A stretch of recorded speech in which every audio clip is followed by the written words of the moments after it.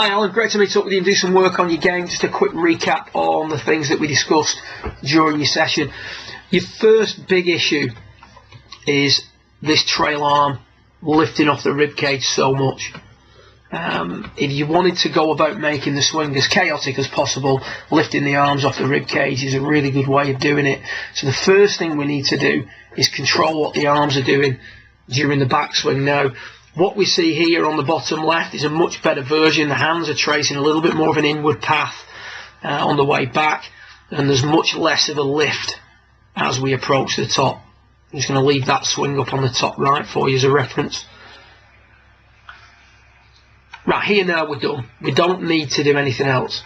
What happens is we go a little bit past that, but again, there's no sort of loss of pressure in regards to the trail arm, the left arm against the rib cage. So a key thought on the way back is to keep that arm nailed to the chest. Like I said, we were joking about if I see you practicing with that head covered under your arm, but on a serious note, I will have words with you if I see you up at the range and you're not using something to encourage you to improve your ability to keep the arms on the rib cage.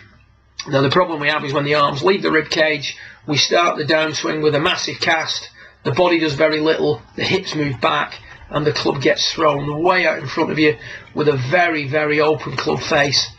And that's a recipe. I mean, look where your club's coming in from there. And that's on one of your practice swings, but I mean, we should never get a club coming in as open as this, coming into the golf ball. And then across. And that's your practice swing. Let's have a little look at your actual swing.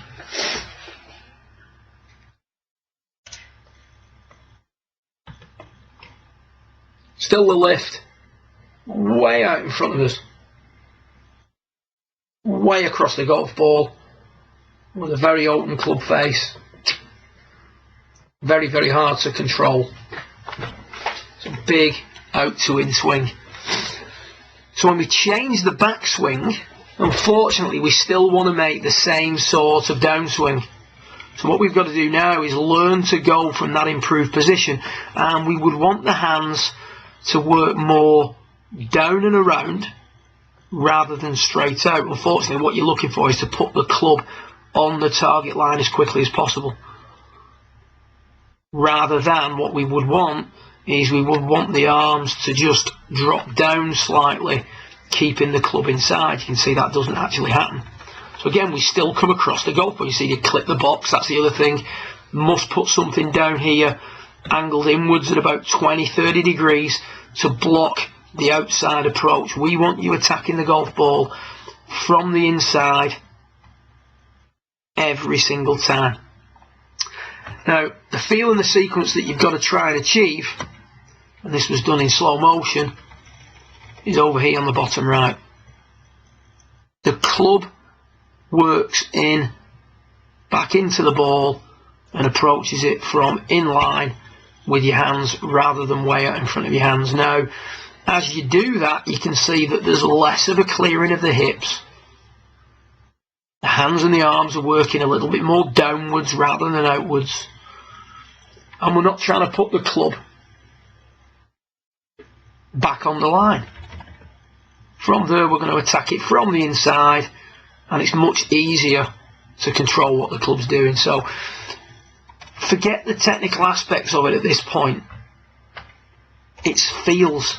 It's a feel and a sequence. What I'm seeing on the two incorrect impact positions is a dramatic clearing of the hips almost coming back towards the camera, and that action pulls the arms outwards. What I'm seeing on the bottom right, doing it in slow motion, is less of a clearing of the hips. The hips are backing up less, and as a result, the club attacks the ball from the inside. So the key here is to get the feel of this downswing and keep repeating this sequence in slow motion. I mean, you cannot do it enough in slow motion.